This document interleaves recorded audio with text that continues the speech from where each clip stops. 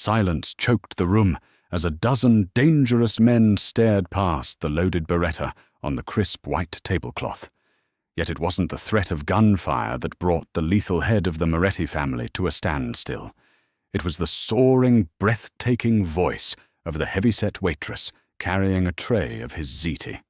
To the elite patrons of Il Cigno Bianco, Manhattan's most exclusive and heavily guarded underground dining club, Beatrice Hughes was essentially part of the furniture.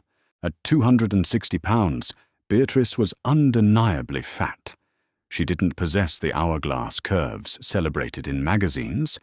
She was thick-waisted, heavy-set, and forced to wear a custom-ordered black uniform that always felt too tight around her broad shoulders and heavy hips.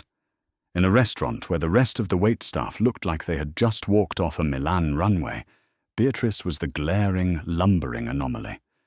But Beatrice didn't care about their whispers. She needed the tips. It was a stormy Tuesday night, and the VIP section was entirely closed off for one man, Domenico Moretti. Domenico wasn't just a businessman. He was the undisputed head of the Moretti crime syndicate.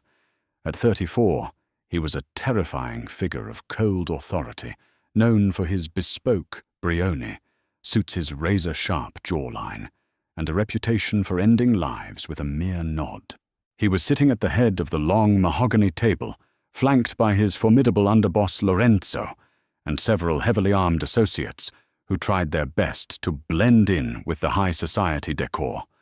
Domenico was a man of refined, obsessive tastes. He despised vulgarity, demanded perfection, and harbored a deep, almost religious reverence for classical music. Tonight, the restaurant's vintage sound system was softly playing Puccini's Tosca per Domenico's strict orders. Next to Domenico sat Camilla Reso, a stunningly thin, viciously arrogant socialite whose father owed the Moretti family a substantial sum. She was trying desperately to play the role of the mob boss's glamorous arm, Candy, despite Domenico's clear, chilling indifference to her presence. Beatrice approached the table, her tray laden with crystal decanters of a 1982 Chateau Margaux. Her feet ached, a deep, throbbing pain radiating from her arches. She kept her eyes cast downward, a survival mechanism she had perfected over the past 2 years. In and out. Pour the wine. Do not make eye contact, she recited in her head. Ugh, Domenico, darling. Camilla whined, her manicured fingers playing with a silver fork. Do we have to listen to this screeching? It's giving me a migraine. It sounds like a cat being strangled in an alleyway. The temperature at the table seemed to drop 10 degrees. Lorenzo stopped chewing his veal. The guards shifted uncomfortably. Domenico slowly rotated his glass of water, his dark eyes locking onto Camilla. Screeching, he repeated, his voice dangerously soft. You consider Maria Callas, singing Visidate, to be screeching? Well, it's just so dramatic. Camilla laughed nervously, sensing the shift in mood, but entirely missing the danger. Nobody even understands what she's saying. It's just loud noise. Anyone could yell like that if they tried.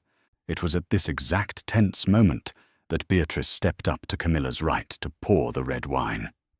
As she tipped the heavy crystal decanter, Camilla, frustrated by Domenico's cold stare, suddenly threw her hands up in an exasperated gesture.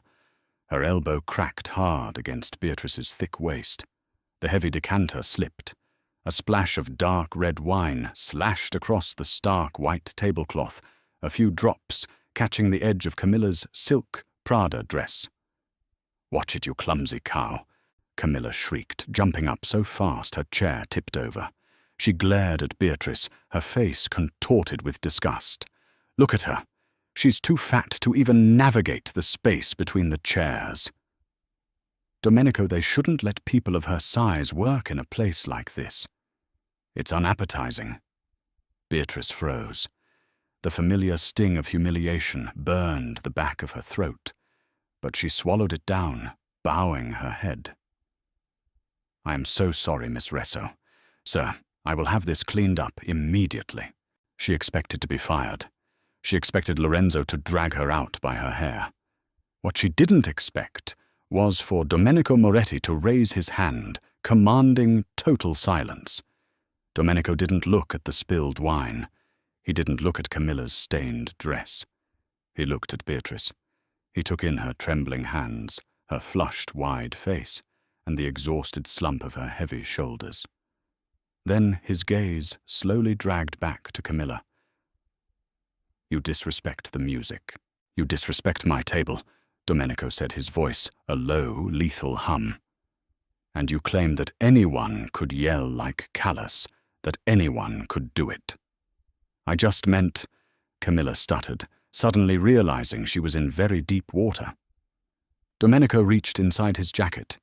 The entire room tensed. He withdrew a sleek, matte black Beretta, 92 FS, and placed it gently on the center of the wine-stained tablecloth. The dull clack of the metal against the wood underneath echoed in the silent dining room. I am a betting man, Camilla. Domenico smirked a terrifying, humorless expression. He pointed a long, ringed finger directly at Beatrice. You say anyone can do it, even this waitressing girl. Camilla scoffed, trying to regain her bravado, glancing at Beatrice's large, trembling frame. She looks like she'd lose her breath just climbing a flight of stairs. She couldn't sing a note. Domenico leaned back in his chair, steepled his fingers, and made the vow that would change the criminal underworld forever. Let's play a game, Camilla. A wager. The Mafia boss smirked. If this waitress can sing this exact opera, aria Visidate, flawlessly right here, right now, I will marry her. The silence in the VIP room was absolute, deafening. Even the background music seemed to have paused in terror. Domenico, that's insane! Camilla breathed, her face turning pale. You can't be serious. I am always serious, Domenico replied smoothly. He glanced at Lorenzo. Lorenzo, if the waitress fails or refuses to sing, you will put a bullet in Camilla's right kneecap, a penalty for ruining my dinner and insulting my intelligence. Lorenzo didn't hesitate. He stood up, drawing his own weapon, his eyes dead, and focused on Camilla. The socialite began to hyperventilate, tears spilling over her mascara. Beatrice stood paralyzed. Her heart hammered against her ribs like a trapped bird. Marry her. Shoot the socialite. The men in this room were monsters. They were treating human lives like casino chips. Well, girl, Domenico prompted, his dark eyes piercing through Beatrice. The lady's kneecap depends on your vocal cords. Or are you just going to stand there and let her bleed on my shoes? Beatrice closed her eyes. The terror in her chest was overwhelming, but beneath it, a dormant spark began to ignite. What Domenico Moretti didn't know, what no one in this room knew, was that Beatrice Hughes wasn't just a fat waitress. Before her father's mysterious death, before the crippling debts forced her out of school and into the grinding poverty that led to her weight gain and depression, Beatrice had been the star pupil at the Juilliard School of Music. She was a dramatic soprano, a rare and powerful vocal classification. She had spent 10,000 hours perfecting the very aria currently drifting from the speakers, Visidate. I lived for art. I lived for love. Beatrice took a slow, deep breath. Her large frame, so often the subject of ridicule, was a biological acoustic chamber. Her heavy waist supported a massive iron-clad diaphragm. She didn't just have a voice. She had an instrument of unimaginable power hidden beneath her uniform. She opened her eyes. She didn't look at the gun. She didn't look at Camilla. She locked eyes directly with the most dangerous man in New York City. And then Beatrice opened her mouth. Visidarte, visi d'amore. The sound that erupted from Beatrice's lips didn't just fill the room. It conquered it. It was a rich, velvety, earth-shattering soprano that vibrated the crystal wine glasses on the table. It was flawless. The tone was warm and dark, carrying a heavy, sorrowful vibrato that spoke of years of heartbreak, humiliation, and loss. Lorenzo's hand dropped an inch. His jaw went slack. Non feci mai male ad anima viva. I never did harm to a living soul. Beatrice poured every ounce of her anger, her grief, and her invisible suffering into the notes. She used her massive core strength to support the soaring high notes, her voice echoing off the mahogany walls with the clarity of a cathedral bell. She wasn't a clumsy waitress anymore. In that moment, she was a queen. She was untouchable. Domenico's smirk vanished entirely. The mafia boss sat frozen, his eyes wide, completely captivated. He had paid tens of thousands of dollars for front-row seats at La Scala and the Met, but he had never in his entire life heard a voice with this much raw, unadulterated soul. It was a voice that commanded the room, demanding respect, demanding to be seen. As Beatrice approached the climax of the aria, the notoriously difficult high B-flat, she didn't hold back. She unleashed a wave of sound so powerful, so pure and piercingly beautiful, that one of the bodyguards standing by the door visibly wiped a tear from his eye. Perché signore, perché me ne rimuneri così? Why, Lord, why do you reward me? Thus she held the final note, letting it float and shimmer in the air, before slowly fading away into a pin-drop silence.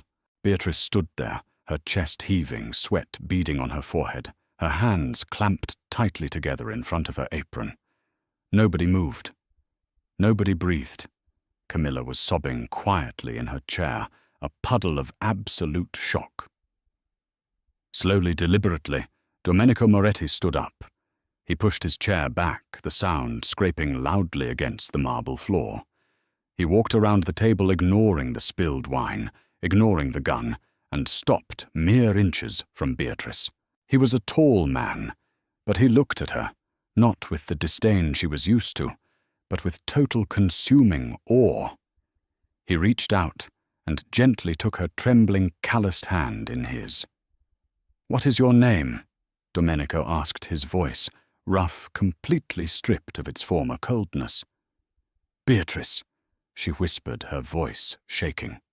Domenico kissed the back of her hand, a deeply respectful old-world gesture that sent a shock-wave through the room. Lorenzo, he barked, not breaking eye contact with Beatrice. "Put the gun away, and get Camilla out of my sight. She is banned from this city." As Lorenzo dragged a hysterical Camilla out of the room, Domenico looked back at Beatrice, his dark eyes blazing with a terrifying intensity. "I am a man of my word. Beatrice," he said softly, his thumb tracing her knuckles, "pack your things. Quit this job. We have a wedding to plan." Beatrice stared up at him, her heart pounding a frantic rhythm. To the rest of the room it looked like a Cinderella story. The Mafia king claiming the peasant girl. But as Domenico turned to order his men to clear the room, Beatrice's terrified expression hardened into something cold and calculated. She looked down at the Mafia boss's hand holding hers. Phase 1 complete, she thought, her pulse steadying. "You don't recognize me, Domenico. You don't know that my mother's maiden name was Hughes, but my father was Anthony Romano, the man your father murdered 10 years ago. Marry me, Domenico. Let me into your home, because I am going to burn your entire empire to the ground." The transition from a crumbling, roach-infested studio in Queens to Domenico Moretti's sprawling fortified estate in Oyster Bay was enough to give anyone whiplash. For Beatrice, it was stepping into the belly of the beast. The mansion was a fortress of marble iron and centuries-old art perched on a cliff overlooking the churning Atlantic. It was beautiful, and it was a prison. In the first 2 weeks of their bizarre engagement, Beatrice braced herself for cruelty. She expected Domenico to parade her around as a joke, a grotesque trophy to prove his absolute eccentric power to his underlings. But the reality was far more disorienting. Domenico treated her with a terrifying, reverent devotion. He didn't try to change her. When Beatrice's assigned stylist, a notoriously snobby woman from Manhattan, attempted to force Beatrice into a corset, to cinch her waist and hide her bulk for the engagement party, Domenico walked into the dressing room and immediately fired the woman. He replaced her with Genevieve, an older French couturier who specialized in Renaissance silhouettes. "Do not hide her," Domenico had commanded, his dark eyes raking over Beatrice's heavy curves with a heat that made her breath catch. "She is not a waif to be starved. She is a queen. Drape her in silk. Frame her power." For the first time in her life, Beatrice looked in the mirror and didn't see a tragedy. Dressed in deep emerald velvet that hugged her thick waist and flared over her wide hips, she looked dangerous. She looked formidable. But every time Domenico kissed her hand, every time he sat in the dimly lit music room and closed his eyes while she sang Bellini and Verdi for him, the guilt gnawed at her insides like a starved rat. "He is a monster," she reminded herself nightly, staring at the ceiling of her lavish guest suite. "His family slaughtered your father. This is about justice, not love." Her opportunity came on a moonless Thursday night, just 3 days before the wedding. Domenico was in Manhattan, managing a crisis at the docks. The estate was heavily guarded, but Beatrice had spent the last fortnight mapping out the guard rotations and the blind spots in the security cameras. Her target was Domenico's private study, specifically the heavy iron safe hidden behind a massive portrait of his grandfather. She needed the Black Ledger. She needed written proof that the Morettis had ordered the hit on Anthony Romano to take over the unions 10 years ago. With that ledger, she could hand Domenico over to the feds and watch his empire crumble. At 2 a.m, dressed in a dark silk robe, Beatrice slipped barefoot down the grand staircase. Her large size, often a hindrance in tight spaces, gave her a solid, silent center of gravity. She moved like a shadow, slipping past the library and into the study. The room smelled of rich mahogany, expensive scotch, and Domenico's signature bergamot cologne. She approached the portrait, swung it open on its hidden hinges, and faced the digital keypad of the safe. She had been watching Domenico from the reflection of the study window for days. She punched in the code 192382, the date of his mother's death. The heavy locking mechanism clicked with a satisfying thud. Heart pounding, Beatrice pulled the heavy steel door open.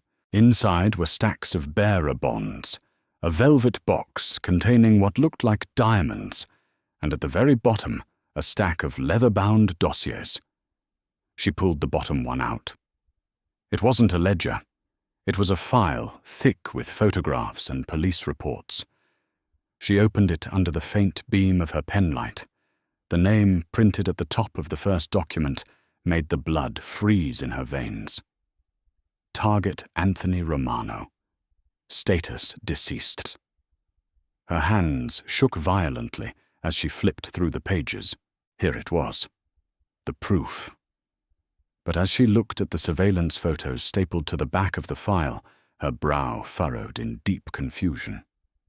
The photos showed her father's warehouse on the night he died. But the men carrying the gasoline cans, the men walking away from the blaze, they weren't wearing the Moretti family crest. They were Lorenzo's men. And there, in a grainy, zoomed-in photograph, stood Lorenzo himself, handing a thick envelope of cash to a corrupt precinct captain. "Looking for something, little bird?" Beatrice jumped, dropping the file. The lights in the study blazed to life, blinding her. Standing in the doorway, a silencer-equipped pistol resting casually in his hand, was Lorenzo. His face was twisted into a cruel, triumphant sneer. I always knew there was something off about the fat waitress. Lorenzo purred, stepping into the room and closing the heavy oak doors behind him. Domenico is blinded by his obsession with your voice. He thinks you're some tragic muse. But I saw the way you looked at him. I ran your fingerprints off a wine glass, Beatrice Romano. Beatrice backed up against the desk, her heart hammering against her ribs. She was trapped. You killed him. She breathed, her eyes darting to the scattered photos on the floor. It wasn't Domenico's father. It was you. Your father was a stubborn old fool who wouldn't let me run my product through his ports. Lorenzo sneered, raising the gun. I took care of him, and I let the old man Moretti take the blame in the streets. It divided the families perfectly, letting me build my own faction in the shadows. And now the great Domenico Moretti is about to die of a broken heart when he finds his beautiful, treacherous bride-to-be shot dead in his study for trying to steal from him. Lorenzo aimed the gun right at Beatrice's chest. Any last songs, songbird? Beatrice didn't cower. The years of hiding, the years of starving, the years of hating herself, it all vanished, replaced by a volcanic, terrifying rage. She drew a massive breath, expanding her lungs, grounding her heavy feet into the Persian rug. "Lorenzo," she said, her voice dropping into a dark, booming register that commanded the room. "You have no idea who you're dealing with." Before Lorenzo could pull the trigger, the glass of the study's French doors shattered inward in a shower of brilliant, violent shards. Domenico Moretti stepped through the shattered glass like a demon summoned from the dark, an assault rifle gripped tightly in his hands. He didn't hesitate. He didn't ask questions. He opened fire. Lorenzo barely had time to scream as bullets tore through the mahogany shelves around him. He dove behind a heavy leather sofa, returning fire blindly. "Beatrice, get down!" Domenico roared over the deafening cracks of gunfire. Beatrice threw her substantial weight to the floor, crawling rapidly behind the massive oak desk. Wood splinters rained down on her as Lorenzo's bullets chewed up the expensive furniture. The study minutes ago, a quiet sanctuary, was now a war zone. "You're a dead man, Domenico," Lorenzo screamed from his cover. "My men are already inside the gates. The Moretti Empire is mine tonight." Domenico reloaded his weapon with chilling, practiced efficiency, his eyes locked on the space where Beatrice was hiding. "You overplayed your hand, Lorenzo," Domenico shouted back, his voice cutting through the chaos. "You think I didn't know? You think I let a random waitress serve me wine in my private club without running a background check on her first?" Beatrice froze behind the desk. He knew. "I've known who you were for 3 years, Beatrice. Oh."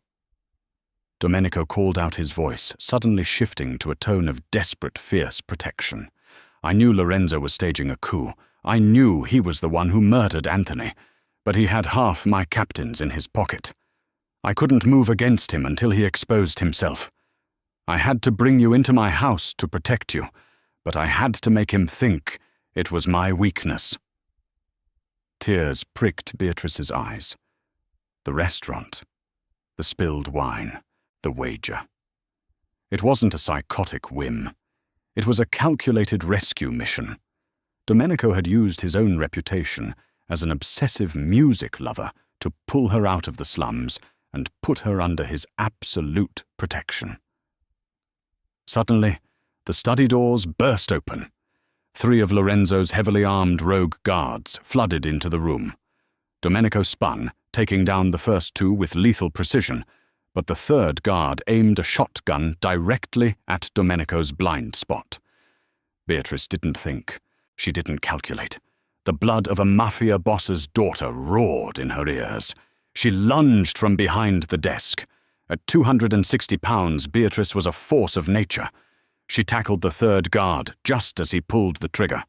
The shotgun blast went wild, blowing a hole in the ceiling as Beatrice's full heavy weight slammed into the man's ribs. The sickening crunch of bone echoed in the room. The guard collapsed under her, entirely incapacitated by the sheer force of her momentum and strength. She scrambled up her silk robe, torn her chest heaving just in time to see Lorenzo stand up from behind the sofa, aiming his silencer right at Domenico's back. "Domenico!" Beatrice screamed.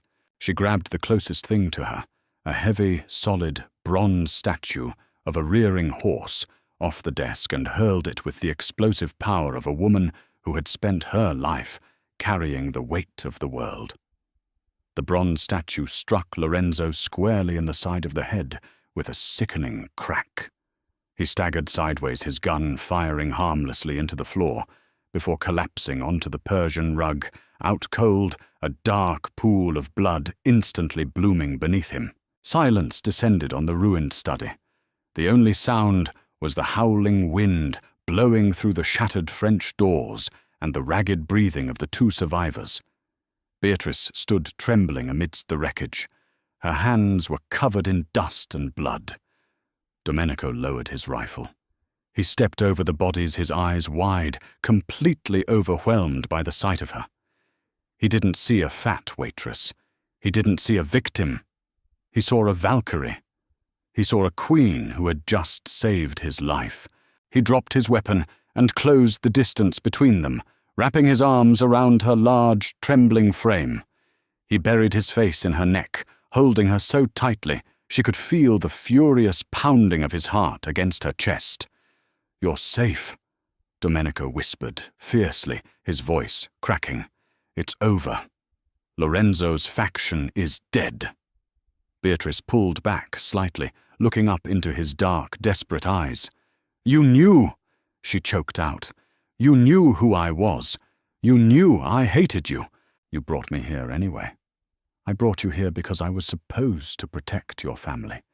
"Beatrice," Domenico said, cupping her face, his thumbs gently wiping away the soot and tears on her cheeks. "Your father and I had a secret alliance. Lorenzo found out. When Anthony died, I swore I would find you. I swore I would give you the empire you were owed." He looked at the destroyed room, then back to her, a small, genuine smile breaking through his hardened features. "I expected a terrified girl. I didn't expect a goddess with the voice of an angel and the right hook of a heavyweight champion." Beatrice let out a breathless, watery laugh, finally letting her heavy arms wrap around his waist. The hatred that had fueled her for a decade evaporated, replaced by a fiery, undeniable bond forged in blood and gunpowder. "We still have a wedding on Sunday," Domenico murmured, his lips brushing against hers. "If you still want to marry a monster." Beatrice pulled him down into a fierce, bruising kiss, her hands tangling in his dark hair. "I don't want a monster," she whispered against his mouth, her eyes flashing with dangerous newfound authority. "I want a partner, because from now on, Moretti, we run this city together." 3 days later, St. Patrick's Cathedral was sealed off from the public by a wall of heavily armed men in sharp suits. Inside, the organ roared, rattling the stained glass windows. The remaining captains of the Moretti syndicate stood in absolute terrified silence. They weren't just attending a wedding. They were witnessing a coronation. The cathedral doors swung open. Beatrice did not walk down the aisle in a subtle, quiet dress.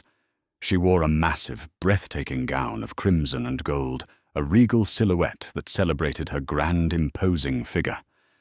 She looked like a conqueror. As she walked down the aisle toward Domenico, who was looking at her like she was the only creature on earth, Beatrice didn't just walk.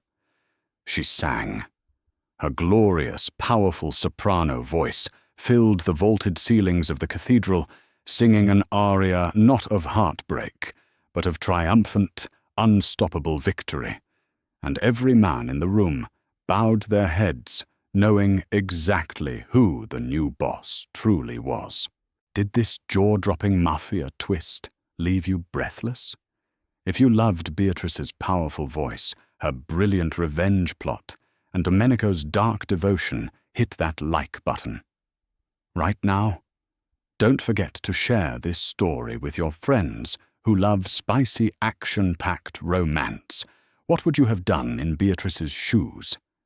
Tell us in the comments, subscribe to our channel, and ring the bell so you never miss another thrilling, dramatic, real-life story. Your support keeps these intense tales coming.